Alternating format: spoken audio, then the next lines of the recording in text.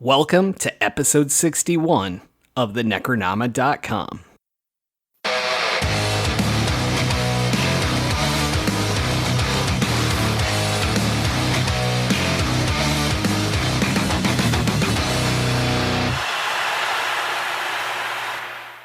I am James Sabata, horror author, screenwriter, co-host of the podcast you're listening to right now, and I do not own an ugly, worn-out William Shatner mask.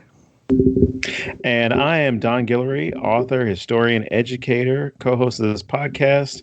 And I like to refer to it as the Mariah Carey mask because someone online discovered that if you put a wig on it, it looks like Mariah Carey. Jeez, that's creepy. So joining us today is Jerry Smith. Jerry, I want to welcome you to the show, man. I know we've been trying to do this for a while, and you and I both kind of had to keep figuring it out, but we're here, and we're going to do this. Yeah. I'm so excited. Thank you guys so much for having me on here. I appreciate it, especially to talk this movie. Yeah. So straight out, I mean, I was kind of telling you before we went on, but I've never been a huge Michael Myers fan. And the reason I'm bringing this up already is that I liked that one of my main reasons is something you love about him. And my reason is I never identify with his victims, so I don't care that he killed them. And tell me about the random kills and what you like about them. Well, I mean, first and foremost, the original Halloween, John Carpenter's 1978 film, is my favorite movie of all time. And in my opinion, it's not just the best horror film. Like, I know this is crazy to a lot of people, but for me, it's the best film ever made. I've seen it more times than any other film in the world. And it speaks to me on so many levels, more than just like a slasher film, more than anything else. You know, I was a childhood survivor of sexual abuse, and it weighed on me my entire life. It still does. And just living vicariously through Jamie Lee Curtis's character, Laurie Strode, I mean, that I found my voice as a kid watching that movie. And I think that's why I latched onto the series. And as the series would go on, the focus wasn't on the kids per se. It was more on just like, inventive kills. And I totally understand someone not being into that because, to be honest, sometimes it's pretty pointless. But I feel like the first film was a really good look at just random trauma being given to someone. Mm-hmm. And that really spoke to me as a kid. And I think the Halloween series in general is, aside from like my wife and my kids, it's the love of my life. I love the film so much. But that being said, I feel like it's more of an honest thing to say that you could talk about things that are wrong with them while still being completely in love with that series. Right from the second film, John Carpenter got drunk. He didn't want to make a second film. He got someone else to direct it. They wanted him to write it. He got really drunk and came up with this dumb idea. Oh, I'm going to make Laurie Strode Michael Myers' sister, which he's regretted since 1981. And mm-hmm. that made the complete series so problematic, even for me as a fan. I love Halloween 4 and 5 so much, just as like popcorn fun. But are they good sequels to the first film? Not at all. None of them are, in my opinion, except the one we're about to talk to tonight. And the fact that Laurie became his sister in 2, and then, you get Jamie being his niece, and the character of Jamie being his niece in 4 and 5, like it becomes less about random trauma and how people deal with PTSD, and it has more to do with like some masked killer just going after his family members, which I think is kind of silly. Like, I love the movies, but it's silly as hell. And what I love about this one is that they wiped the slate clean. Everything after the first film does not exist in this timeline. They even make like this little jabby joke about how she's not his brother, or she's not his sister. And I this film in particular, it brought it back to trauma. It brought it back to PTSD. And they had definitely. And they had previously tried to tackle that with Halloween H2O, which for me as a fan, it missed its mark completely when like realistically addressing trauma and PTSD. The Laurie Strode that we saw in H2O was not the Laurie Strode from the first film. And I understand that there, a lot of people have the argument, well, she's dealt with a lot. Yeah, of course. But just the way the character was written, she was so mean-spirited. She was just not a good person. The Laurie Strode we see in this movie it gets rid of that faceless teenagers getting stalked thing.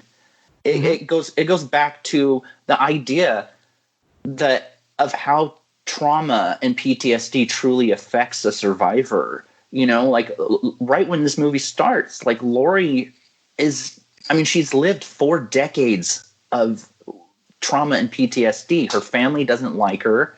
She's lost custody of her daughter years ago. She lives in this kind of fort, this kind of like compound.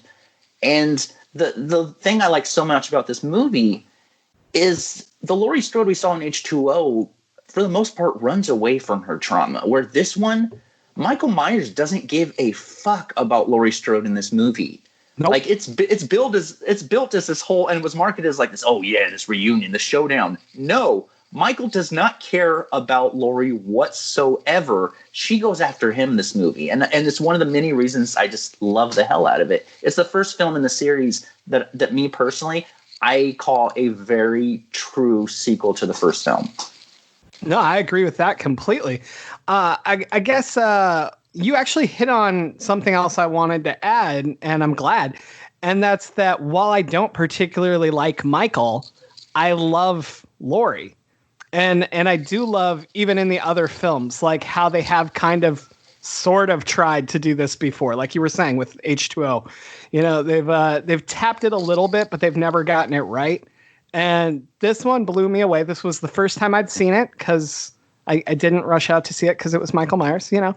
But this really like solidified how much, even in the first one, I cared about Laurie. It was never Michael for me. Whereas Friday the 13th, I don't give a shit about the campers. I want them to die. I'm all for Jason, you know, like I'm pissed off when it's not really Jason or his mom, you know. Freddy, like I'm always rooting for Freddy. And so when I say I don't like Michael, I think what I mean is like I'm used to slashers where I'm cheering for the killer. You know what I mean? Yeah, no, totally. And so I do love how much they make you invest in Laurie. Because it's essentially, what's great about this movie is essentially her story again. They took that away from her starting with Halloween 2. I mean, Halloween 2, the 1981 film, it picks up this very second that the first film ends. But what happens is Laurie's kind of like in and out of consciousness the whole movie, and it becomes more a body count film. You know, it's gorier. You know, you kind of lose touch of who you're following as far as characters most of the time. And that's where the series would just go. It became yet another series where it's just like, oh, how can Michael kill someone with a pitchfork this time? Or, you know, a scythe or something. Whereas the first film, it wasn't about Michael Myers. It was about this girl, this insecure girl who didn't feel like she was as good as her friends, who just wanted the boy, Ben Tramer, to ask her to the dance, who had just the worst self-esteem, who happened to just accidentally drop off a key at the wrong house and was stalked by a maniac with no reason other than he just became infatuated with her. But it was ultimately her story. And I think that that's what I love so much about this movie, that it brought it back to her. And it brought back the story to where Laurie was dealing with the effects of what had happened to her 40 years ago. You know, like I'm about to turn 40 in a couple months, and I still deal with the stuff that happened to me when I was 7, you know, and I think that's why I latched onto the first film so much, because I mean, more than like a Rambo or any other, like, you know, machismo kind of filled character that a lot of boys wanted to be when they were kids. Laurie Strode's always been the one character that I've identified with the most. I got good grades in school. You know, I was never popular. I didn't have a lot of friends. You know, I got suspended in 4th grade for bringing a backpack full of Stephen King novels. You know, like that. Like I got sent to detention every day in 7th grade, not because I was a problem child, because I was just bored with the work that they were giving me. You know, I was very much that bookworm kid, and so I latched onto Laurie and her story of kind of overcoming that. And I think when H2O came out, you know, it felt like I was watching a Dawson's Creek episode with Laurie Strode and Michael Myers in it. You know, like it very much felt like one of those like WB shows. Whereas this movie, like I identified with the characters. And unlike a lot of the other sequels, you also got like supporting characters that you kind of cared about in this one. It was really interesting to me. What about you, Don? How do you feel about all this? Okay. I am not a Halloween fan, and this is not I'm about to jump on Halloween or anything like that. But this movie sold me on the Halloween franchise. If the Halloween franchise were simply the 1978 version and the 2018 version, I have not seen any of the other ones other than the first movie and this one in 2018. Whoa, buddy! Don't be forgetting Halloween 3, because that's one of my go-tos. So. Oh, I love it. No. I haven't seen Season of the Witch. I mean, it's on my list to watch. But all right, continue. I'm sorry. But no.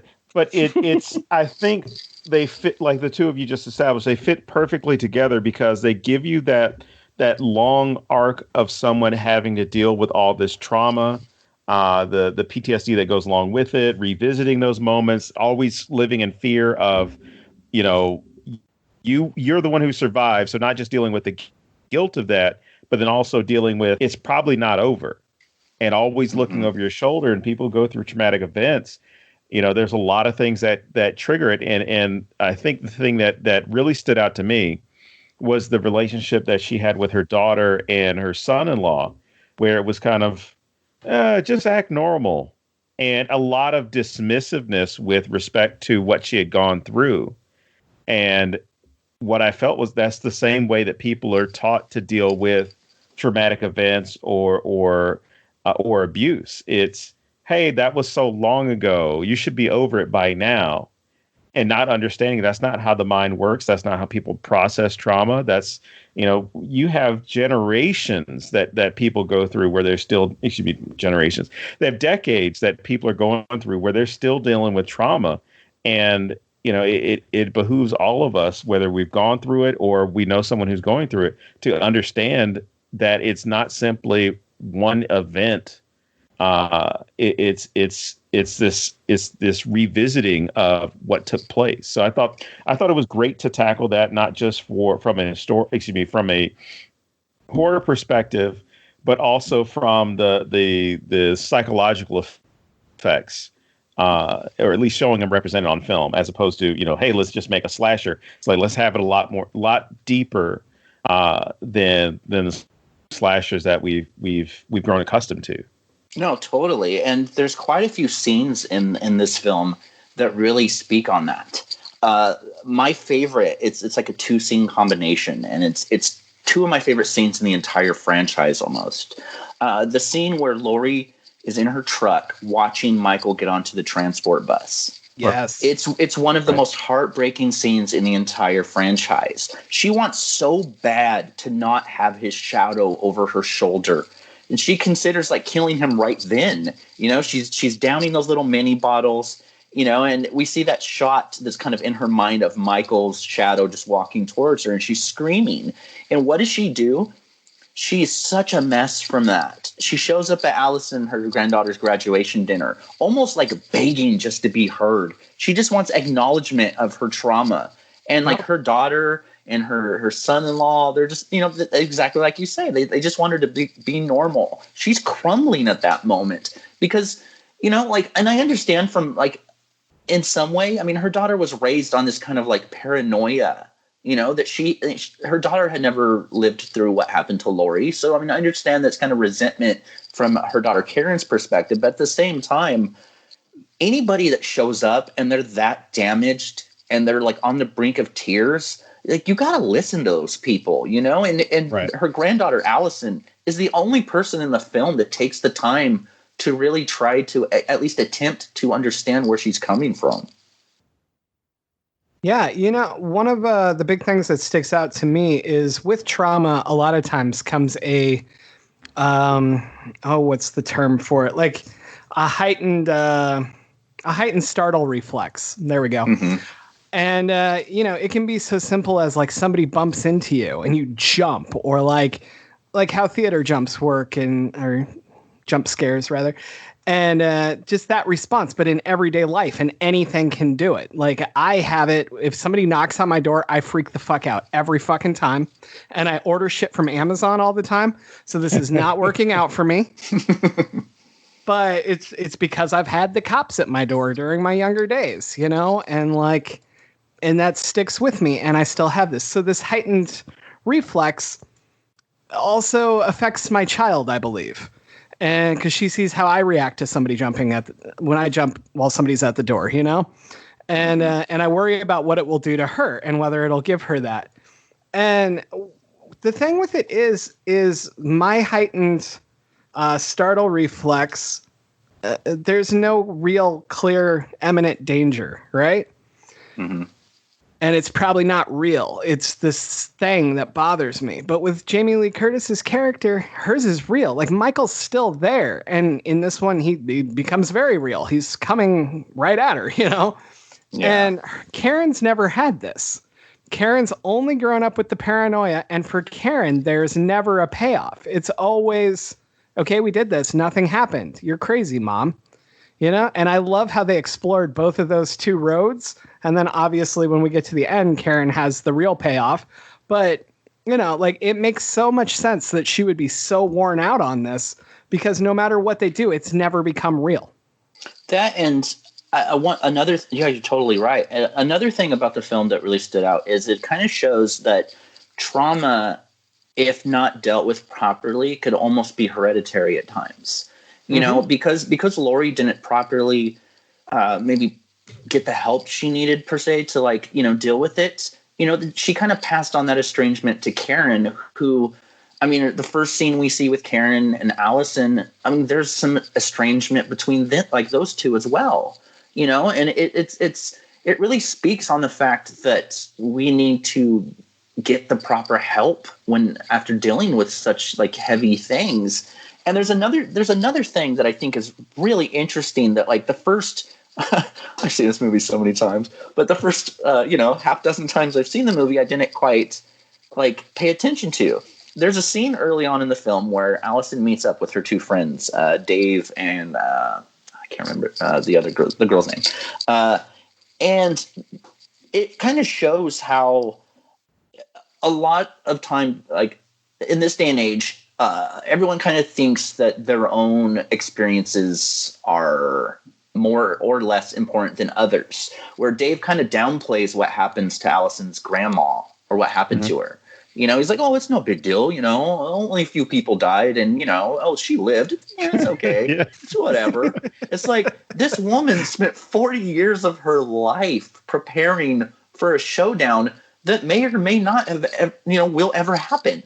You know, like, if Michael hadn't escaped, thanks to that really awful Dr. Sartain, you know, like, Laurie would have eventually died expecting that showdown. You know, like, it's only because Dr. Sartain stepped in and made the whole bus crash. And I mean, Sartain's just an awful person in general.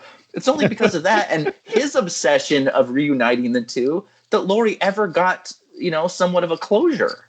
And it's just like, I've had so many times in my life, certain people kind of downplay what happened to me as a kid. Like, you know, my older brother would be like, well, why are you depressed? You have nothing to be depressed about. Mm-hmm. And it's like, yeah, dude, I understand you feel that way. But I mean, you know, like, our stepdad didn't come into your room when you were 7 years old, you know, like you can't begin to understand what I deal with as far as emotions when you haven't lived through that. And there's so many little things in this film that kind of speak on so much, and which makes me laugh that it was written by Danny McBride, you know? Right?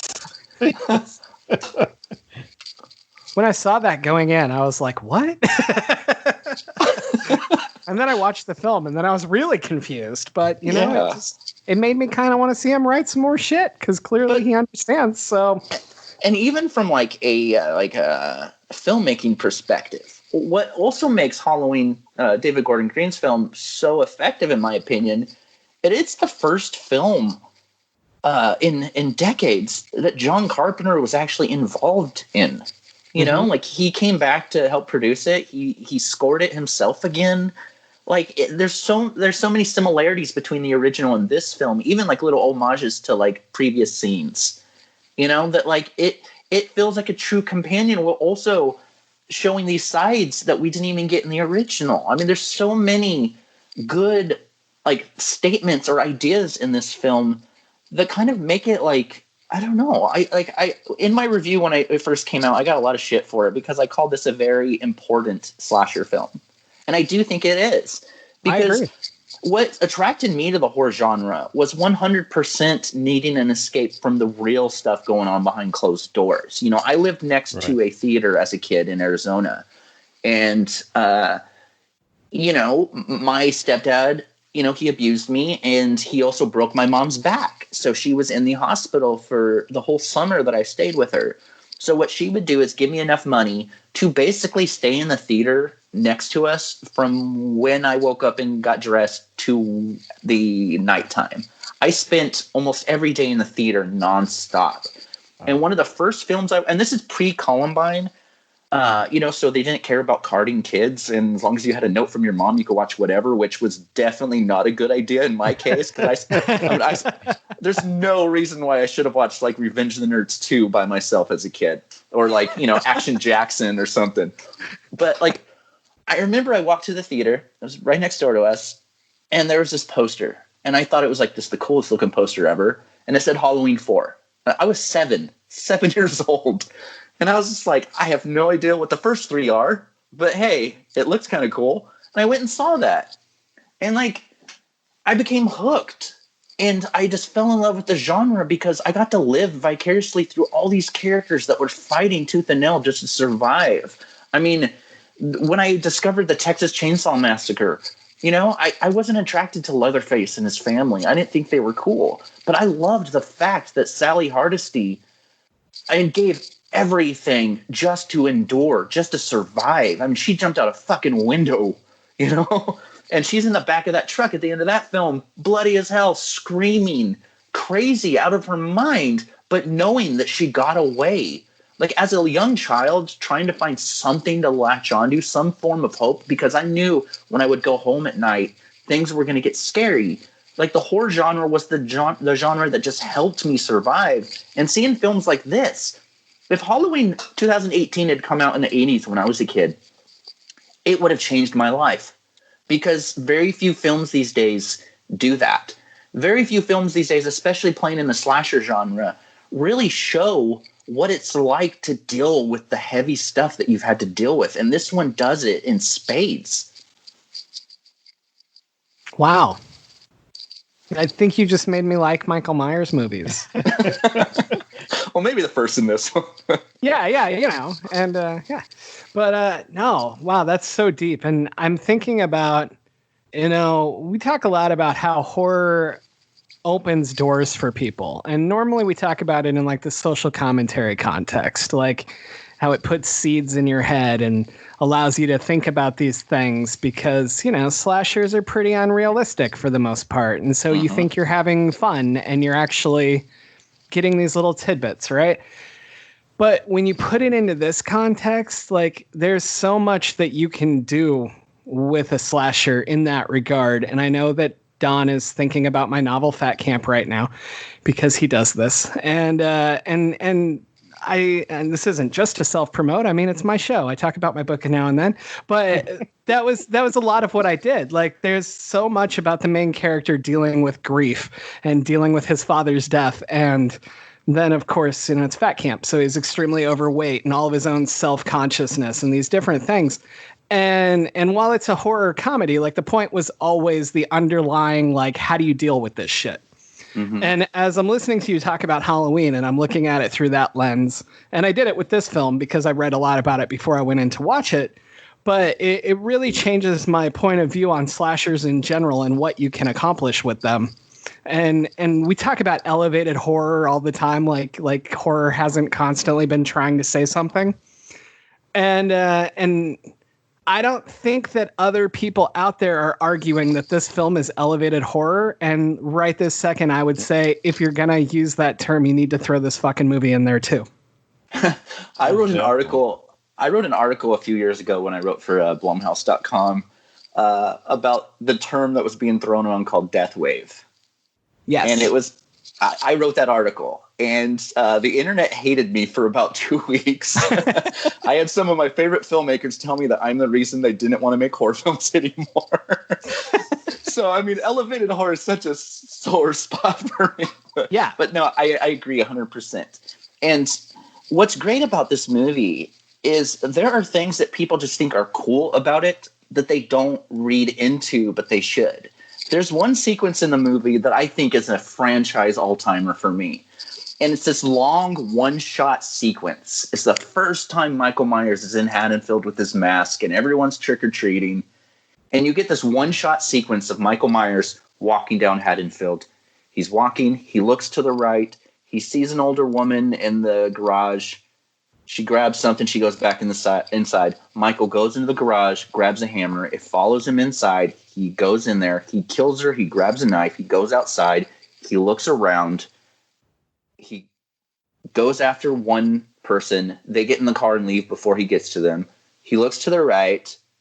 And this will pay off in a minute. I'll tie it together. He looks to the right. There's a woman inside of her house. He goes around. He kills her. He walks to their house. There's a baby crying, which is the voice of Jamie Lee Curtis, which I always thought was cool. Really? Yeah. He leaves the house and he continues on. Now that's technically that is an amazing sequence. But what that shows is ultimately what I always got out of this film. And that is trauma does not give a fuck about a single person. It is not calculated. Pain, trauma, PTSD, grief, it doesn't care about you. It doesn't care about who you are. It doesn't have a set agenda. It attacks at random and it moves on.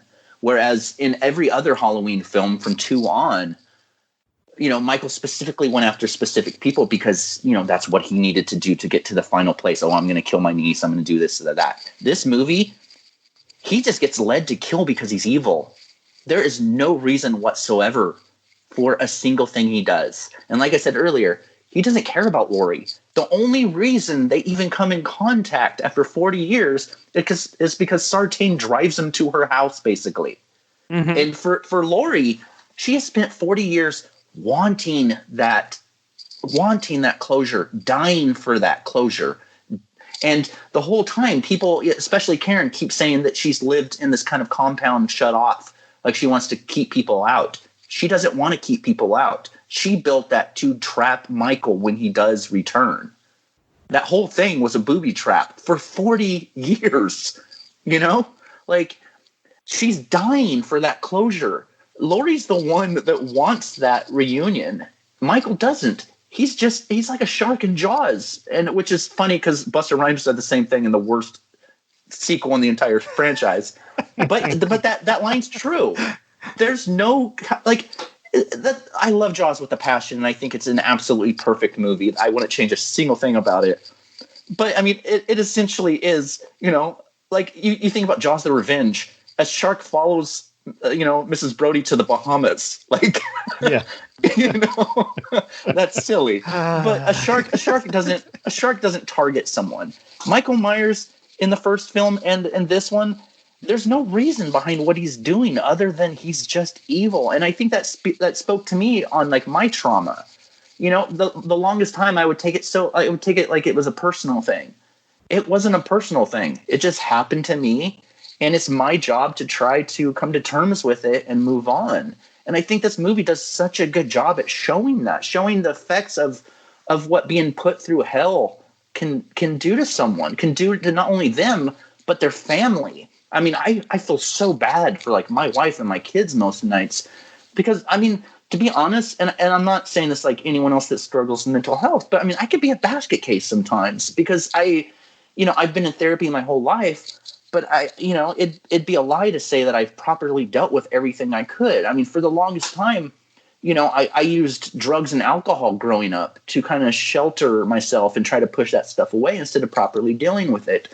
And Laurie does the same thing, and I think that's why H2O bothered me so much because Laurie was just like this mean, closed off person who just loved wine and cussing at her son, whereas this movie, you don't see a pissed off person.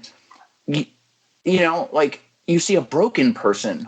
And I think that is what allowed me to, again, I mean, God, decades later, it allowed me to finally live vicariously through Laurie Strode again, my original hero, to see her come to terms with everything that had happened to her. I think it's like profoundly beautiful.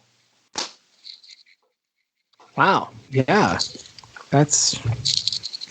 You're really changing my view on these films. This is my favorite part of doing this show. There's another thing about this movie that I really love is, as much as I love the later sequels too, as being fun movies, like I said, they kind of go more towards that body count thing. And this movie's guilty of that at times too. But what I love about this one is it kind of shows the leading up to it, and then it shows the aftermath, which I think could also be, said that it plays into what we're talking about. Like, I don't remember the specifics of what happened to me as a kid. I've kind of blocked that out, but I remember how happy I was before that stuff happened. And I definitely remember everything I've had to deal with since. And I love the fact that there's a sequence where Dave, Tim Robbins and Susan Sarandon's son, Miles Robbins, he runs to go help his girlfriend because, the kid that she was babysitting come down and yells. He grabs a knife. He goes in. We have no idea what happens to him. So as viewers, we're left to be like, okay, well, what's going on? Any other Halloween film would have showed the gory details of what's going on. And then next time we see him, the cop finds him pinned against a wall with a knife in his neck. Like, we don't get to see much in this movie other than like what happened to the people afterwards. And I think that speaks volumes on what this movie is. This one's not even so much about the trauma. It's about the aftermath of a person after they go through it.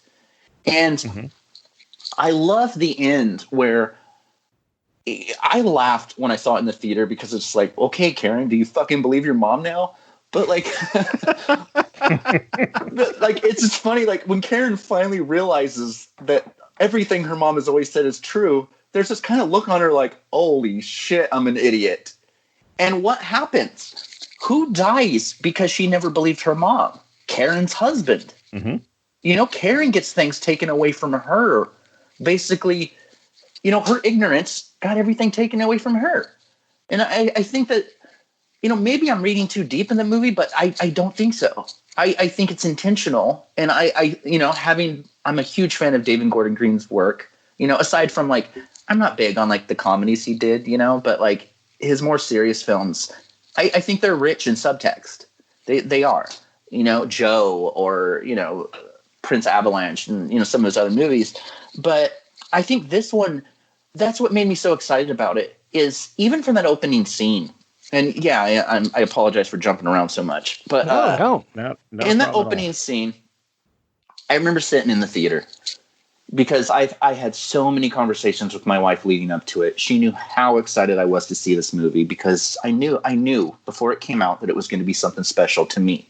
Maybe a personal thing. I had a feeling just from that first trailer. And we sat down in the theater opening night, and you get that opening scene, and it's just different. The way it's shot, the music. Mm-hmm. You get this opening scene of the two podcasters who, a lot of people love to hate them, but I'm actually quite fond of those characters because all they want to do is make sense of something that happened. Mm-hmm. They go into the hospital and they go into this large area and we see Michael Myers standing there, an aged older man, and it gave us a look of Michael Myers that we've never gotten before. He wasn't just this unstoppable kind of Terminator of a killer like, they made him out to be in the later sequels, this supernatural thing. We saw a kind of like weathered old man standing there, and just the vibe of the movie was so, I felt something. I felt connected to that opening scene, knowing that we're going to get something special, and I remember when the credits, we get Aaron screaming, say something, and then the music and the credits start. Like, it was embarrassing at the time, but I started crying at that moment. Because I knew I was about to see something special to me because that first film means so much to me as far as my own past, and like I'm having a hard time even talking about it. Like, it made me so emotional to see this movie touch on everything that I loved about the original, but go so deep into them to where, this movie led to me like wanting to like get more help. This movie led to me trying to understand things about myself that I've tried for decades to understand, Again, I saw Laurie and a lot of things that she dealt with, and I saw parts of me in that. I saw parts of me that pushed people away for years because I didn't know how to deal with the stuff that happened to me. You know, I pushed people away because I didn't want people to see that side of me, that kind of destroyed, sad little boy still, you know, in my late 30s, you know? And all Laurie wants to do in this movie is address what happened to her and finally deal with it, while also making sure that it doesn't happen to anyone else. You know, she's kind of the new Dr. Loomis in this movie. Yeah, you know, definitely. She's out and about chasing people, telling everyone to get away, trying to protect them from this monster of trauma that happened to her. You know, and she even has that line when she talks to Allison where, you know, if I'm paraphrasing it, but basically along the lines of, you know, if I pushed your mom away and she doesn't want to talk to me, but at least I kept her safe, then it was worth it. And like, you don't get that in any other sequels. You know, Laurie was asleep for half of Halloween 2, you know, and then out of nowhere, when Michael comes back in Halloween 4, suddenly we get a 2-minute, a 2-minute explanation that she died in a car crash. It's like, oh, okay. So we follow her daughter for a couple of movies. And then in 6, that little kid that we followed in 4 and 5 gets killed 20 minutes into the movie. And you're like, okay, you know? And then finally they bring back Laurie for H2O. They try to make this big rousing like showdown. Like H2O definitely was a showdown movie, a complete antithesis to this one. And then what do we get in return? Laurie gets killed off in the first 15 minutes of the next movie, Halloween Resurrection. Like the whole series gives these characters that we want to root for, and they just get rid of them.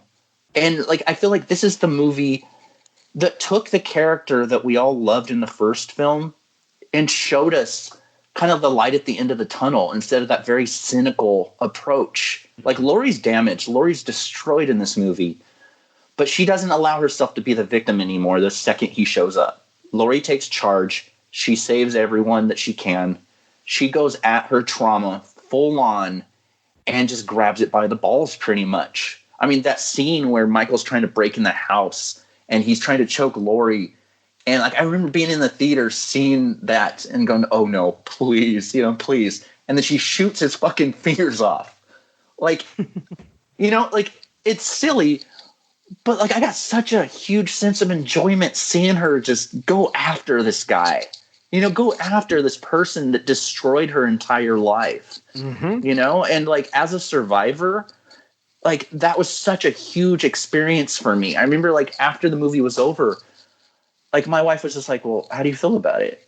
And, you know, because there have been movies I've looked forward to, you know, that I was let down. I remember the remake of Nightmare on Elm Street. I loved the trailer. And I remember I went to see it with my brother. And on the way over there, he goes, oh man, well, what if it sucks? I was like, yeah, I'm right. And even during that opening scene, my brother looked over at me and I go, fuck. You know? Caused this. Right? No, but like I was having a hard time talking to my wife after I saw Halloween 2018 the first time, because I was just like trying to like come to terms with my emotions for the first time, you know, since watching the original as a kid. Like it's the first film in the series that I had to take a moment to really just dissect and think about. And I remember I loved it so much that, and, you know, just to get a little personal, you know, 2 of my kids were sexually abused at their biological mom's house. And, you know, it's been rough for them. And I remember walking out of Halloween 2018 and thinking, I really need to show this to my kids. Because, I mean, they were raised in horror because that's what I do, you know, for a living. I write about it. And, you know, I don't show them crazy things like Martyrs, but, you know, they're familiar with horror. You know, we don't have Serbian. Don't do that yet. Yeah, no, hell no. But I remember I took them to see that movie and they loved it, you know, and like as a father and also as a survivor, there's nothing more fulfilling than seeing your children kind of live vicariously through things. Like I remember my daughter bugged the hell out of me to let her watch It Chapter 2. And I was like, yeah, that's all right, whatever. Yeah, sure. And I watched it. And really quickly on that movie, they find out that they can destroy Pennywise, their attacker, their monster, by reducing him to the same size that he made them feel. And I remember watching that with my daughter, and she just started crying. Because she saw parts of that in herself. How, she wished she could do that to her abuser, to reduce him to the size that he made her feel. And it was such a cathartic moment for her that it reminded me of watching this film, Halloween, and it was a very cathartic moment for me seeing David Gordon Green's Halloween. And I remember I wrote my review and I kind of half-assed it because I didn't really go as deep into what it meant to me as I should have. And I remember my wife read it and she's like, oh, come on, man, you could have done better. I know how much this movie means to you. And I remember a big part of why I didn't go full into it is because, especially on Twitter, which is the trash fire of humanity, I think. Yes. I mean, I'm addicted to it. I'm not going to lie. But, it's such a negative place at times. And I remember there were so many people cynical about this movie because they just did not like it for some reason. And they were just going off and like, can we please stop talking about how it's a metaphor for trauma, blah, blah, blah. So I was like, shit, I don't feel like getting crucified again. So I'm just going to, write like a general review. And I regret that so much. And that's a big reason why when we were talking about doing this episode, when you guys were having me on, that was a movie that I just was dying to talk about because, I co-host the Pod and the Pendulum podcast with Mike Snoonian. And what we do in that one is we cover horror franchises with an episode devoted to every single film in the franchise, and we try to do them as in-depth as possible. I mean, our notes are like pages long, and we try to get people from either the movies themselves or other writers or people, they're very into these movies to talk about like subtext and all this stuff. And we did the Halloween series and it was great. But then I had a lot of family emergencies at the time, and I didn't get a chance to be on the episode for this film. And I regretted it so much because I just wanted to talk about this movie and what it meant to me. So when we were talking about doing this episode, I remember it just clicked. It was like, I would love to talk about how much this movie means to me and how I think that if people could kind of see the film for what it is and really look deep into it, it's a lot deeper than people give it credit for. Like it's pretty fucking profound to me. No, I mean, I'm excited that you picked it because this was the first Halloween film I've really enjoyed since 3. And I know I always talk about 3. Don's heard me say too much about it, but like 3 shouldn't be in the Halloween series, obviously. And I don't know if you know the story of why it's there instead. I don't, but it's always been weird to me that it's part of it. So what I want to say is outside of 3, but the rest, you've pretty much explained to me what I didn't like about it. And I've never been able to articulate it because I didn't know what I didn't like about it. And it was that there was so much rewriting to make it about the family. And that like took all of the chaos out of Michael. Mm-hmm. And while I argued at the beginning of this episode that we're talking on right now that I didn't identify with his victims and I didn't like that, I realized that didn't bother me in this film. It bothered me in those films, and I think that that's just weak writing overall. Nothing against the actual writers who wrote it. I'm well aware of how many other people can fuck up your script, but I'm really looking at it now through the trauma point of view. And like you said, when you take out these other films and all these sequels that were just shit, it's really much more interesting to me now. And I think I'm going to go back and watch the original and watch this again. No, totally. And I mean, don't get me wrong. I love a lot of the other movies in the series kind of as their own thing. I mean, like I said, Halloween 4 and 5, like I watch those so much because they're just fun to watch. I kind of like in my head, I kind of separate them from the first film in this movie, but yeah, like I and a lot of people complain about like, well, there's so many timelines in the series. Like, what do we follow? And like, I love the multiple choice kind of choose your own adventure with the Halloween series at this point, because you can watch 1 and 2, you can watch 1, 2, 4, and 5 and 6, or you can watch, like you can watch the Rob Zombie ones if you're a sadist, But like, I really love the fact, and I call it course correction, and I don't say that to piss off many fans of the other ones, because I am a fan of the other ones for what they are. But I love the fact that there was the decision of, you know what, the series has went off the rails so often. Let's bring it back. Let's bring it back to what made the first movie so magical, and that's what this did. And I think that's why I'm so excited for Halloween Kills, the next one, because it's going to be about how the events of the first film and this one affected Haddonfield in general. It's going to be about how trauma doesn't just affect one person. You have Tommy and Lindsay from the first movie, those kids. They're back in the Halloween Kills. Sheriff Brackett's back. All these people that were in the original film, it's going to show how all these horrible events affected them, not just Laurie. So I'm excited to get an even deeper understanding of how trauma can affect multiple people. Yeah, I was reading a bit about it, and it sounds super interesting to me. I've never seen anything quite like that, where it's everyone that's affected by it. So that's going to be pretty sweet, actually. Don, what's in your notes? Well, the at least going back to the beginning of the film, when you've got Dana and Aaron doing their podcast to investigate the murders and everything like that, I thought that was a cool way to set up this bridge between those two time periods. Because I don't know about you guys, but I'm part of that group that likes seeing those Netflix documentaries about, the serial killers or this murder or whatever, and trying to find out why these people did the things they did. Like earlier today, I was watching Once Upon a Time in Hollywood again, because it gives a different, or excuse me, gives an alternative history, or counterfactual history to the Sharon Tate murders or the Helter Skelter murders. And I like the premise of that, because it gets to where we are right now in the 21st century of being, or I should say post Ted Bundy, because the Halloween, the first one was prior to Ted Bundy's trial and conviction and execution. And that's what really started this fascination with serial killers, these celebrity murder, that type of stuff. So it was really cool to have that as part of it, to where they're asking the question that we as an audience are thinking. Why? Why are you doing this? What is going on? I need to hear something.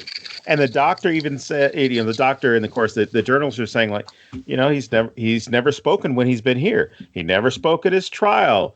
I need to hear him say something.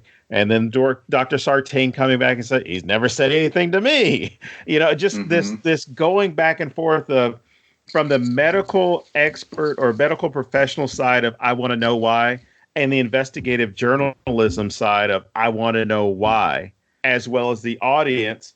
I need to know why. I want to know, but then will knowing kill that mystery or that allure of who this guy is? Totally. I think my favorite thing about the podcast characters is, and this just could be my read. I'm not saying this is, the definitive answer to them, but the way I took it was they kind of are all the fans that constantly need to know stuff. And I think that they're all the people that kind of stick up for the Rob Zombie films. That it's like Rob Zombie's first film, it took a mysterious character like Michael Myers in the first one and basically told us, no, the reason he's evil is because he's from a white trash family. He loves Kiss, and he's pouting that he didn't go trick-or-treating, so he kills people. And especially I've gotten in so many arguments with people who are like, no, we love those movies because they explain why. We want to know a backstory. We want to know why. Sometimes evil, and especially trauma, like I said, it doesn't care who you are. There's no explanation other than it's evil, And I love the podcast characters because they kind of personify us as viewers always asking those questions, And I agree. I thought that they were such a good touch. And plus their death scene. Oh my God. Oh yeah.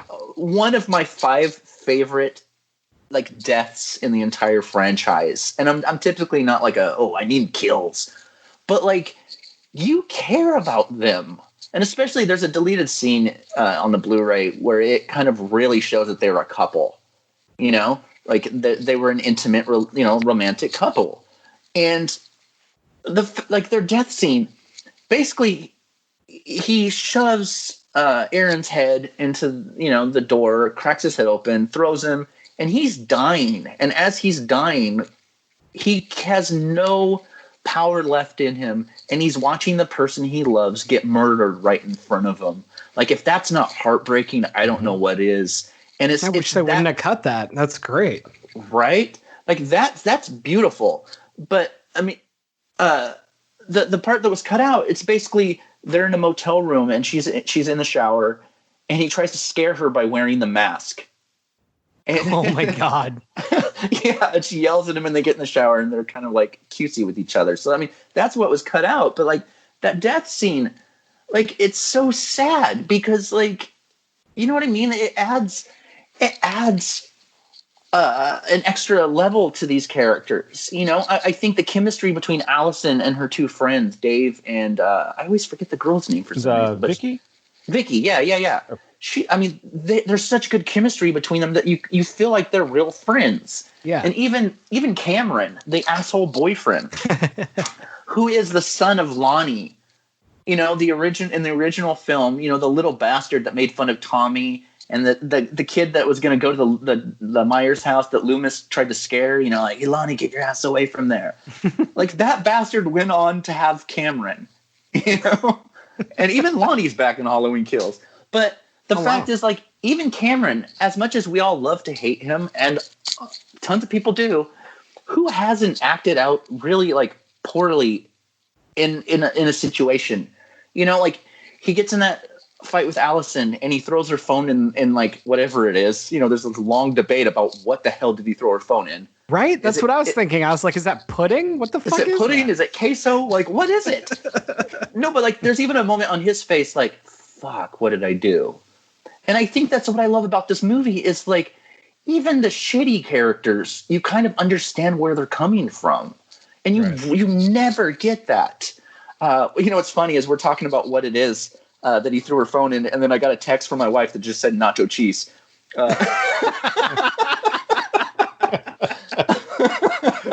But yeah, God, that's funny. Thank you. No, but where was I going? No, but like, you care about the characters in this film, much like you cared about the characters in the first film. I mean, we all knew in Annie that was kind of full of herself in the first one. We all knew a Linda that said totally nonstop. I mean, I grew up in Central California. Like, I still say rad a little too much.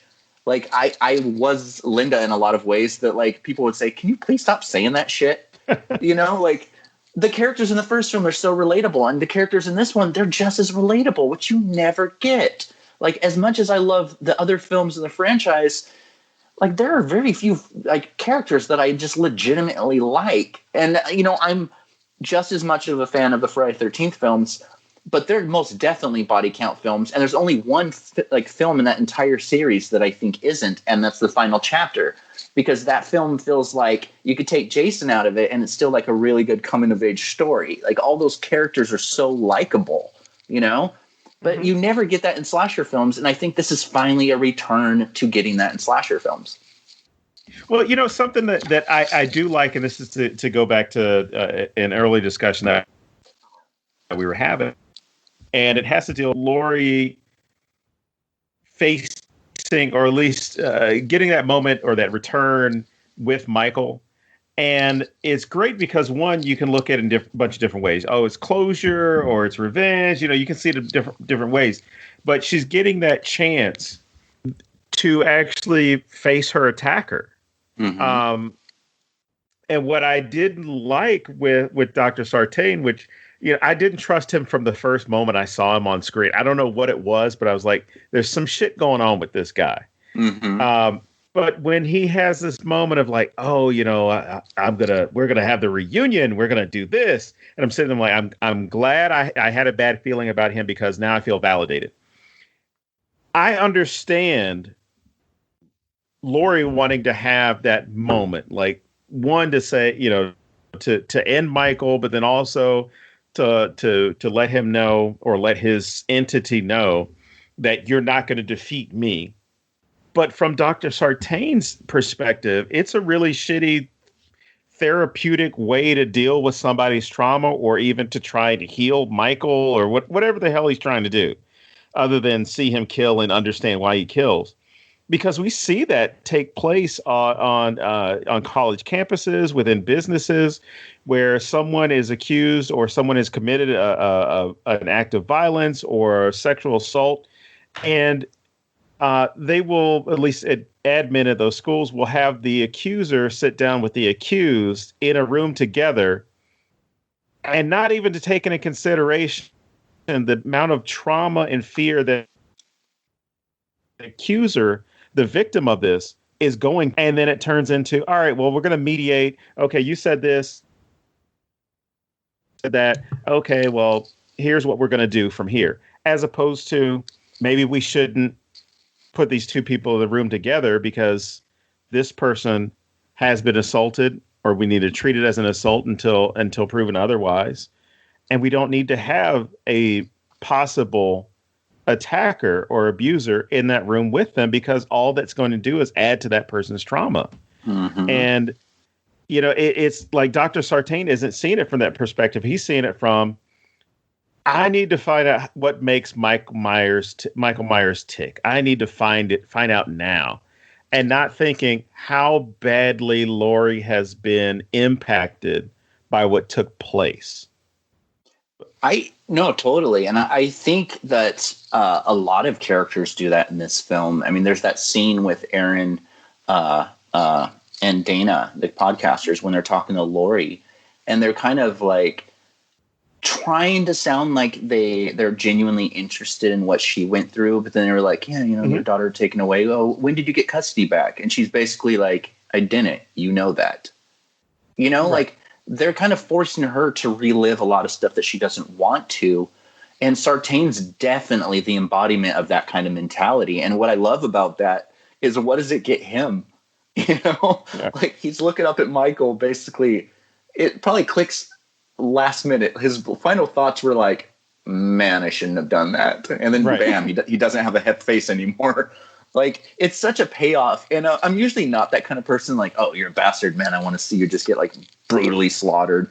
But I remember sitting in the theater just laughing my ass off, because it was just so funny. After being just such a piece of shit, like, Sartain just basically just gets stomped. And it's just I agree 100% with what you just said. One of the things that I really like that this film does is the way that it basically inverts some shots from the original. Mm-hmm. And my favorite shot in the whole thing, I believe, was in the trailer. And it's when Michael moves and you see Jamie Lee Curtis behind him. Yeah. And I love, like, the symbolism of that, of how she's in control now. And then you get her falling out of the window, and when you look, she's not there anymore. Like, it's so great. And I just watched Behind the Mask, the Leslie Vernon story again, and they were talking about how, like, the female has to get a hard weapon, and basically comparing it to a penis, and how you take the manhood from the killer and all this stuff. And all I could think about with Laurie is that's kind of what happens here. She gets that power instead, and now she's not the vulnerable one anymore. And I love that they went through the trouble. I mean, it's an awesome shot either way, right? But it says so much without saying anything. And I love that shot, and just the fact that they took the time to do that kind of stuff. No, totally. Like, the whole film, and that shot especially, I mean, it's about taking ownership of what happened to you, not letting it own you anymore. You own your trauma. It's like, this happened to me. I'm in control of how it affects me from this point out. This point on, it's me. It'll never go away probably, but at least I'm going to deal with it the right way. I'm going to own my trauma instead of having my trauma completely own me. And I think that shot, the balcony, The shot that really like replicates the original, when instead of Laurie looking out the class window, it's Allison looking out the class window, and instead of Michael Myers being outside, it's Laurie. Like, the whole film is filled with like so many little things, and I've seen people online kind of rip it apart and saying that's just fan service and whatever. But no, I think it's deeper than that. I think that it's Laurie taking charge of everything for once, and it's not Halloween H2O where like last minute, Michael's there, so Laurie, she's running the whole movie, and then the last minute she's going to stand up to him. No, this whole movie is about Laurie taking ownership, and she struggles throughout the movie. She hits the bottle. She thinks about killing Michael Myers, when she's in the truck. She's crumbling in front of her family, but she's trying so hard. She's fighting tooth and nail to finally come to the place where she could take ownership. And I love the fact that that they gave her the opportunity. They gave the character that opportunity to do so. So I have a question for you guys. And so there's, like you said, there's all this buildup of he never says anything, say something. How would you have liked this or not if, like, Laurie had him trapped and she cuts a little promo basically about how he ruined her life and she's battled back and it took her 40 years, but you're going to fucking die. And if Michael finally said something and all he said was, I have no idea who you are. Oh boy, that would have been funny. What's funny is in the original, like an early draft of the script, right before Michael steps on Sartain's face, Sartain says, "But you told me I could watch." Like, so, I mean, originally they toyed with the idea of Michael, saying that Michael had spoken before. But I love the fact that he doesn't. I love the fact that, because it personifies trauma to me. And I know I've used that word so many times, so I apologize to any listeners like, God, can you please stop using that word, Jerry? But the fact is, I don't want a face to it. I don't need a voice to it. Mm-hmm. The fact that it exists, that's bad enough. Like it has no personality to me. And I think I love that about Michael Myers in the first film and this one. There's no personality. It is just evil in a mask. It is, like Loomis said in the original, just pure evil. He has the blackest eyes, the devil's eyes. Like, there's no personality. Like, that person ceased to exist, in the day he killed his sister at the beginning of the first film. I would have been bummed. Like, I watched the Rob Zombie films because, I mean, I'll watch any Halloween film, even knowing what I'm going to get into, And there's that, I can't remember if it was the director's cut or the theatrical, because, I try to wash them out of my memory. But but there's one where, like, Michael tackles Loomis outside of a shed in Rob Zombie's second film. I think it might be the director's cut. And then Michael says, "Die," and stabs Loomis. And I remember watching that going, what the hell? Like, really? Man. Like, I don't want that, I want nothing. I want nothingness to Michael. I just want pure evil. Yeah, you just describing that, I'm like, oh my God, that sounds horrible. Yeah. And just die? I mean, come on. Die. But that would have been funny, though. Like, I'm not going to lie. If that was it, he's like, dude, I have no idea who you are. Like, where am I? What is happening? Aren't you the Activia lady? Yeah, what? I love trading places. I think what works for me is kind of what was just said. You've got no expression from him. I mean, the mask works because it is just a very stone-faced, no expression mask. There's no smile. There's no real detail to. I mean, it's just it's a Captain Kirk mask that was made white and added a couple little features to it, but you can't see his eyes. You can't see his mouth move. I mean, when he breathes, there's not even that rising of the chest or expanding of the chest and rising of the shoulders, but you can hear him breathing. And I think having him speak takes so much of the intimidation of the character away. Yeah. That he would have anyway.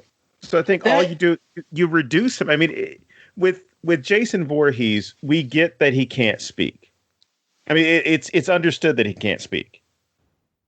With Michael Myers, it's understood that he at one time had the ability, he just doesn't. So if he does speak, the question then becomes, what are going to be his first words that you would have on screen? I don't see it as being die. I mean, I don't want to hear anything because all the mystery goes away.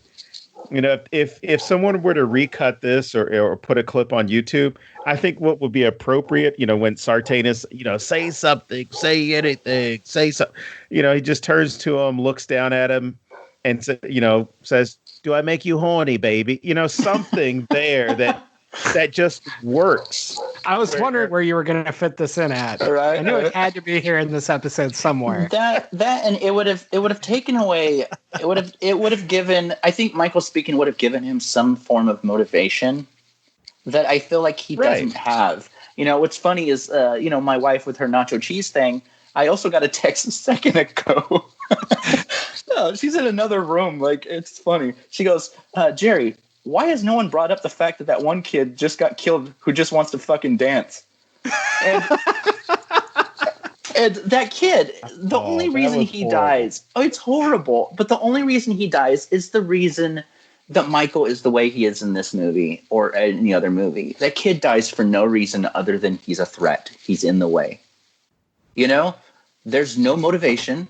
There's no desire to kill this kid. He's just in the car that Michael needs and he kills. You know, there's no motivation whatsoever. And I think having Michael talk or having Michael do these things that are very calculated, I feel like would take away from the character.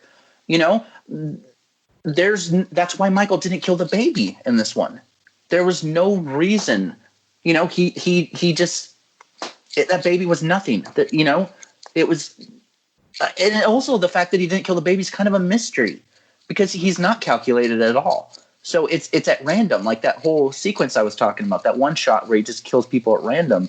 Like he could have very well killed the baby, but there's no purpose, you know? And I feel like adding purpose or adding him talking would have taken away from the fact that, like I said, trauma does not care. You know, there's no vendetta, you know, like my trauma, my PTSD isn't like, oh, you know, we just have it out for you, Jerry. No, it's just something that I was cursed with. It was something that I was given as a kid, and it's something I have to deal with. There's no reason for it, you know? Well, speaking of Billy Elliot, because I can't remember the little kid's name. I think a great thing, and this kind of takes it away from, well, that's the only dancer I could think of at the moment. I think it was great to have that interaction between the kid and his dad, where in 2018, the tone of that conversation is completely different than what it would have been in 1978 or 1988.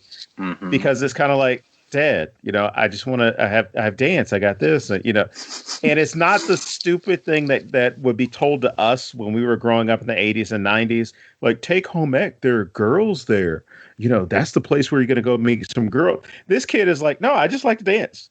There's no moment where he says, you know, even the dad doesn't say, well, yeah, I can see that, you know, that's where you can pick up some chicks. It's, you know, there's none of that chest thumping macho stuff that goes along with it. The dad is just upset because he's kind of like, oh, you know, I just want to spend time doing this. And the son is like, I want to go dance.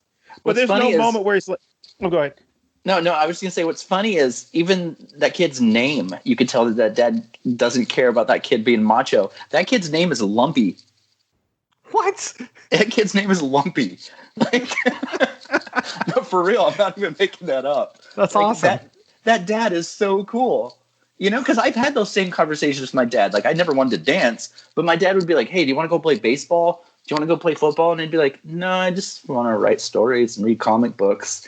And, you know, like, I didn't get that. I didn't get that dad that was just like, okay.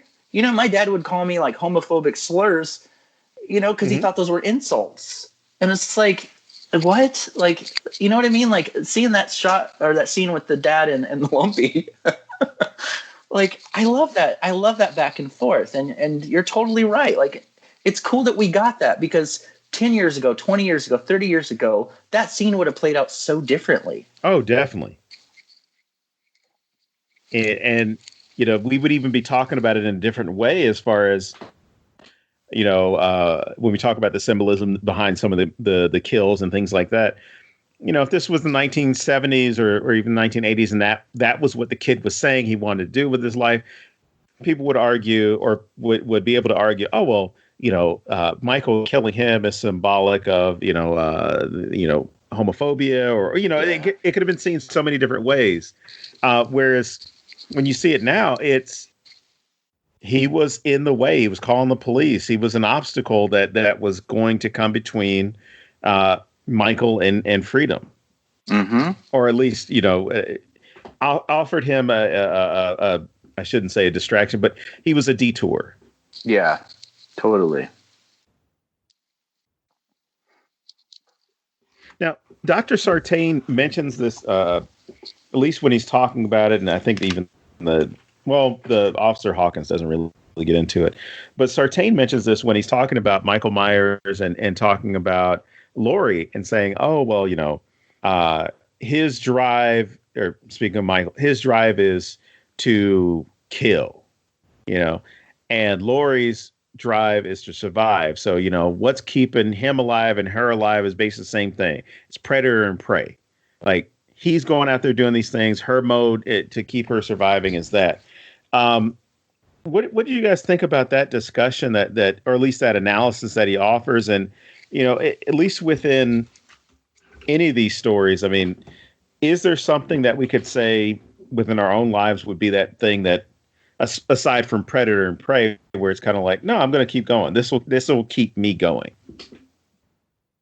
That's a really good question. I've actually never thought about that. I think in this film, what's interesting is Sartain's viewpoint is, it kind of comes from like a know-it-all perspective. Like, you know what I mean? Like he has this arrogance about his feelings. Which is interesting because he was like Dr. Loomis's protege, basically, but he's like the anti-Loomis. I think it's interesting because Sartain like thoroughly believes that, but the second half of the film, like the whole first half, we're thinking that is the case, but the second half of the film, Laurie's the predator, right? Michael's the prey. So I like that even when you switch that in the second half of the film, it's kind of true. How can one function without the other? If you take Michael out of it, what is Laurie's character in this film other than somebody who had already come to terms with what happened to her? Her whole existence in this film is basically to go after the person that went after her. So it's kind of a yin and yang thing to me. And what a boring film it would be if Michael never showed up, huh? That's like 2 hours of her just sitting on the couch and twiddling her thumbs. Well, I mean, she's been waiting 40 years, so. It's just Judy Greer yelling at her. Yeah. And Judy Greer yelling at her, and her husband talking about getting peanut butter on his penis. That's the weirdest line in the whole series. It's fantastic. I love his daughter's reaction. She's just like, gross. What's great about this is like, you get this deep movie that was written by Danny McBride, and one of the best performances in this serious movie is from Dell from King of the Hill, basically. Like that actor is so good in this movie. It's funny that he's known as being like a comical actor, but like this, he's really good in The Invitation. Karen Kusama's Destroyer, he's really good in.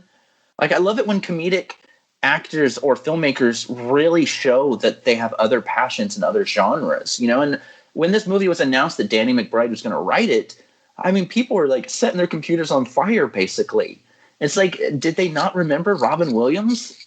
I mean, like some of his best performances, 1 Hour Photo, Good Will Hunting, Yeah. Like that. Patch Adams. Exactly. And that's one of the things I love about this movie is that it shows Danny McBride's like love for the series, first and foremost, the fact that he could write really complex characters, and they also gave like comedic actors like a chance to like really just flex their muscles. I mean, yeah, that character, like most of his stuff's kind of comical, but like he added like a sense of realism and like a realistic portrayal of like a dad that the daughter probably just like rolls her eyes at 24/7. Well, it also adds such a sense of just normal. You know, like you have grandma who's kind of off the rails from most point of views, and then you have mom who's kind of a jerk, you know, and then you have the daughter who's like, I think you need him to balance out Allison. Mm-hmm. Like, she needs that influence in her life in order to be the person that she is. No, totally. I agree with you. You know, we just did Becky on this show. I don't know if you've seen Becky. Oh yeah. But Kevin James blew me away by his role in that, and that just goes into what you were just saying about comedic performers and doing other things. You know what's funny about that one? What's funny about that one is Simon Pegg was originally cast in that role. And really? he dropped out last minute for scheduling or something, and Kevin James came into that. And like, how crazy was it seeing him as that character? You know, it was nuts. He was so good. Yeah.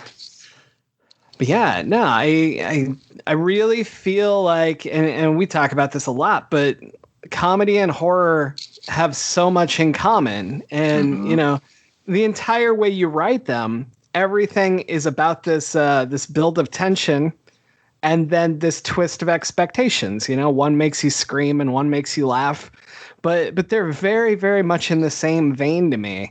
And I don't know why. I know why normal people think it's weird, like when Jordan Peele makes it work or something like that. I don't know why I'm still always surprised.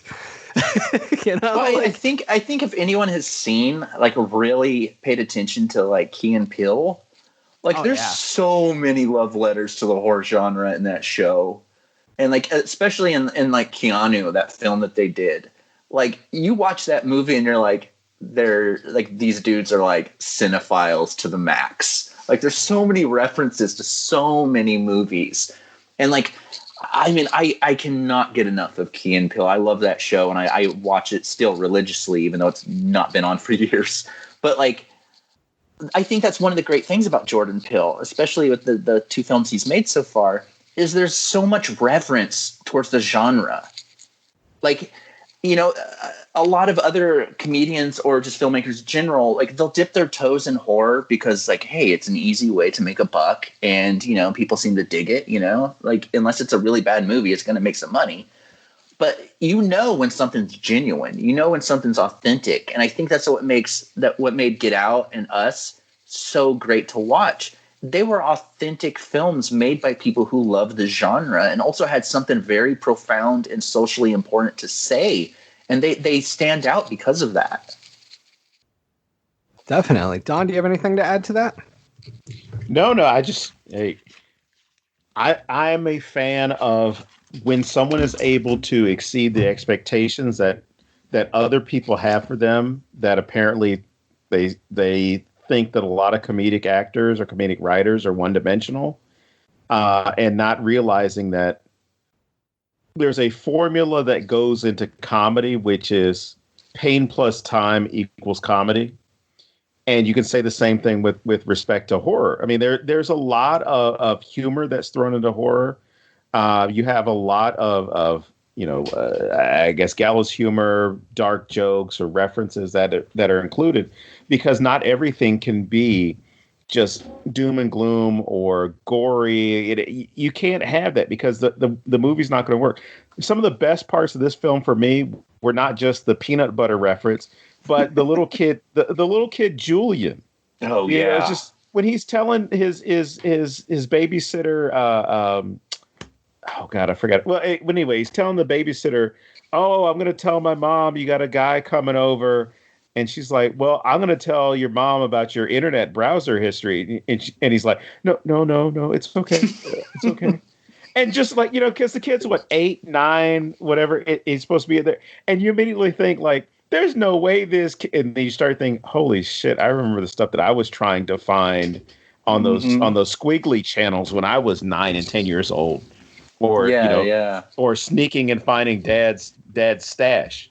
But, even the moment where terror is taking place upstairs, where his babysitter is being murdered, he runs downstairs. And I saw this opening weekend. The boyfriend comes in the house.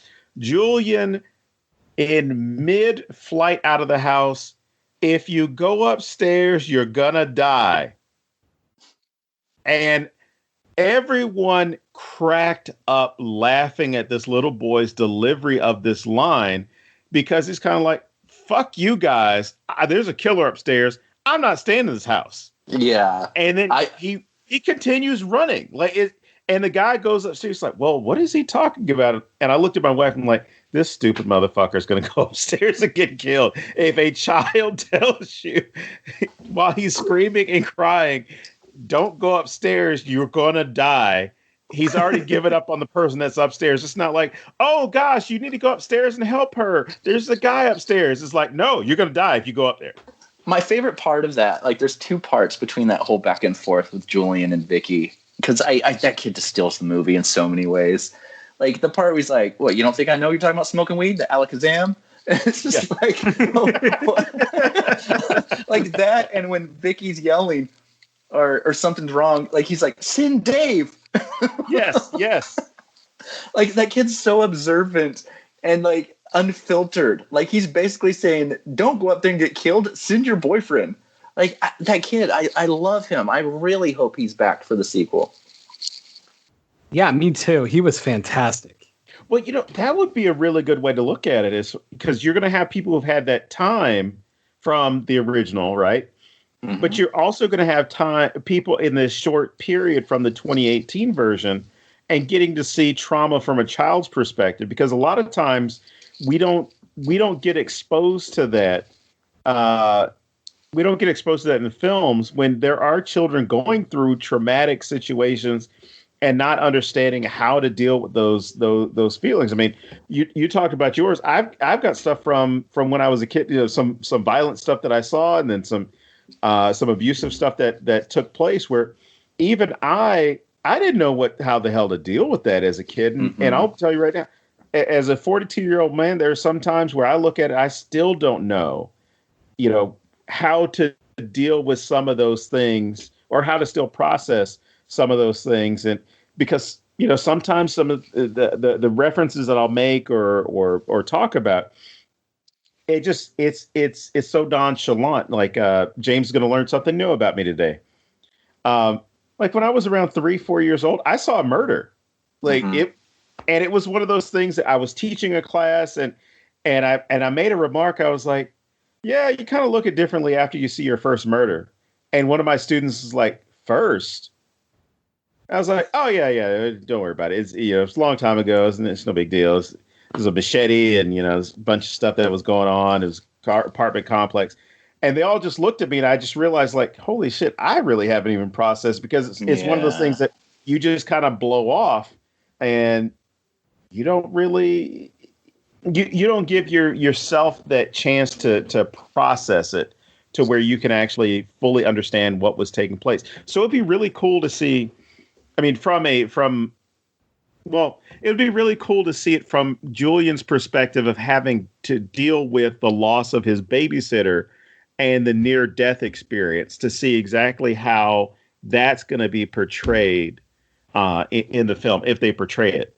No, totally. I agree 100%. Like, we rarely get to see that. I think that's why a lot of people like 1981's Halloween 2, because it takes place the same night as the first one. And I think the fact that Halloween Kills is kind of like most likely, from what I've seen, doing the same thing. I think it would be really cool to see how Julian reacts to that. Like one of his best friends, he loves his babysitter. Like they joke around with each other, but then there's that really sweet, soft moment when she's tucking him in where he tells her that like how much he likes her, like he has to process the fact that she's dead. She died basically in front of him almost, like that's a lot. And I also hope, everyone hates Cameron, and rightfully so. He's kind of a dick. But I also hope he gets a redemptive arc in Halloween Kills. Because how cool would that... Like, one of my favorite things about the first Happy Death Day film from Blumhouse was at the beginning of that film, I hated the main character. I was like, God, I cannot stand this character. She's so just shitty. But by the end of that film, I was thinking like, wow, that was such a good arc. You take someone that's so unlikable and make them really likable by the end. That's awesome. Imagine if they did that with Cameron, if he redeemed himself. I think the opportunity to not just tackle trauma, but show that people can grow, I think is another good opportunity that could be tackled. Yeah, I would definitely like to see that. How long has Halloween Kills been put off for? Is it all the way till next year? Or? Yeah, it's till next year now. So, yeah, some people are happy, some people are mad. I was actually asked by a magazine to write this. There's a collaboration thing about, like, arguing whether or not Halloween Kills should have just been put on VOD or theatrical. So it's definitely a topic of discussion right now. Yeah. Interesting. You know, there are a lot of great scenes in this film, you know, that are really good for tension, really good for comedy. I mean, we talked about a few of them. My wife, when we were watching it or rewatching it, she just remarked about how much she loved the mask scene. And not the scene when Michael Myers gets the mask, but when the journalists show up, because it gives you this, it gives you this nice tension-filled moment where Aaron pulls out the mask and he's like, "Oh, you can sense it. You can sense it. You know it's here." And you start seeing everyone at that hospital or at that facility responding, except for Michael Myers.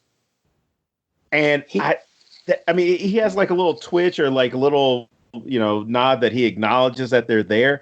But it was so great how you saw all these other people there responding or reacting. And you see how frustrated Aaron gets because he's like, "I want you to say something, I need something." And my wife talked about how that movie for her, that part of the movie sucked her in because she's like, "I want to see what they're going to do." For me, probably one of not comedic, obviously. I talked about the one with Julian, but for me, it was the teeth scene. Oh, and it's good. Oh, I love that. It was great because we talked about how Aaron and Dana are in that bathroom together, and Aaron has to see Dana murdered because the blood is flowing out of him. But for me, it was public bathrooms, and I used to take a lot of road trips as a kid. And the last road trip I took was from Arizona to Mississippi. And I don't plan on making a trip that long ever again.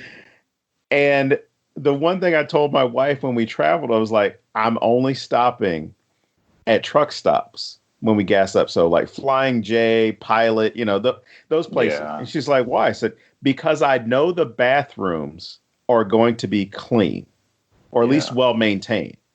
So, I mean, both of our minds were blown when we stopped in Texas and there were Buc-ee's. And if you ever have the chance to go to Texas or through Texas, stop at a Buc-ee's because you will lose your mind. It's not even a gas station. It's like a shopping mall that just happens to have gas pumps. Oh, wow. But for me, it was that teeth scene because I hate gas station bathrooms. I hate public bathrooms.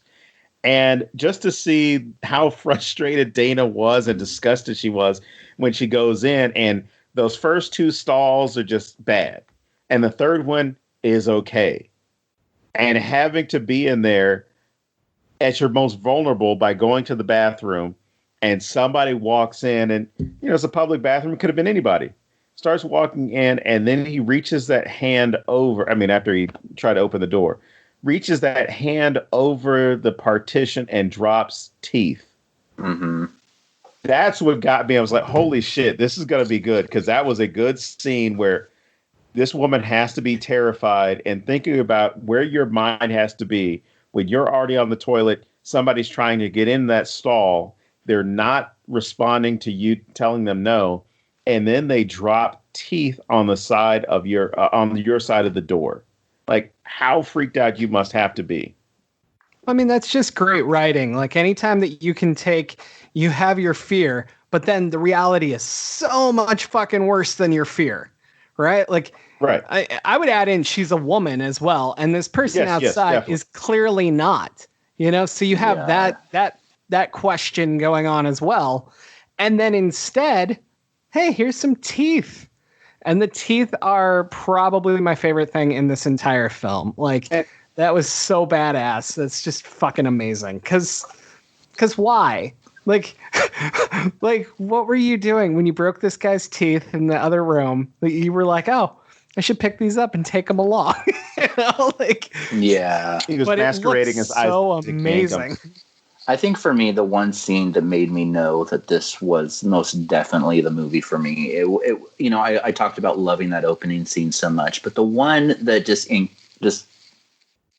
knocked me, just knocked me on my ass, was the one I talked about earlier, where Laurie's in the truck and she's screaming into the air after drinking those bottles, and then we see the shadow of Michael walking towards her. And I remember just thinking, like, that is exactly how it feels. That, like, I've tried so many times throughout my life to explain what trauma and depression and suicidal ideation and so many things that I've struggled with my entire life felt like. And that one shot is exactly what it feels like to me. Having that just shadow always walking at you and you're screaming to just let it go. That was the one shot and the one scene that I remember thinking, like, this will forever be one of my favorite movies of all time. I honestly don't think there's a better place to wrap this up. Like, I think that sums everything up. Awesome. So, first off, I want to thank you not just for coming on the show, but you have been so incredibly open and willing to talk about so much. And I want to thank you first as a podcast host, but also as somebody who's been through some shit myself, and I'm not always good at talking about it. Mm-hmm. And it's extremely important to have voices out there that are. And so I want to thank you for that. Well, thank you. I appreciate both of you guys. It's been so much fun, and I really appreciate getting to talk about this movie and, like, the important stuff and how important it is to me too. Definitely. And there's no telling. I mean, that, in all honesty, you being able to open up about this and with this format, and then of course with the backdrop of the film, I mean, there's no telling who else is out there who probably needs to hear that. Mm-hmm. No, totally. And I'm very approachable online. Like, I kind of pride myself on that. So if anyone listens to that and maybe they've struggled with the same thing and they don't feel like they could talk to people, like, most definitely hit me up. I'm always like there to be an open ear if anyone needs it. Like, I love talking to people in general. So I don't want to speak for Don, but I feel the exact same way. If you need someone to talk to, reach out to us, reach out to someone. Definitely. Well, since James says he's not going to speak for me, and James already knows my positioning on this, and we're all going to give our Twitter and stuff. I have no problem mentoring, listening to, giving advice, or just if you need somebody to talk to who's not going to offer any judgment, but just someone that is going to listen to you. Any one of us, and of course we'll put the Twitter contacts and all that stuff out there, as well as some other information. Yeah. Why don't we just start with that? Don, what's yours? Mine is at Don Guillory, DonGuillory on Twitter. Mine is at James Sabata, JamesSabata. And Jerry, why don't you tell us yours and tell us where else we can find you online, man? Yeah, sure. I'm on Twitter. It's at Jerry is just okay. When I started Twitter, I didn't start Twitter. I didn't create the app. But when I joined Twitter in 2009, it was basically me just yapping, and I had no followers. So it was Jerry is awesome as a joke. But once I started writing full time, people just thought I was really arrogant. So I changed it to Jerry is just okay.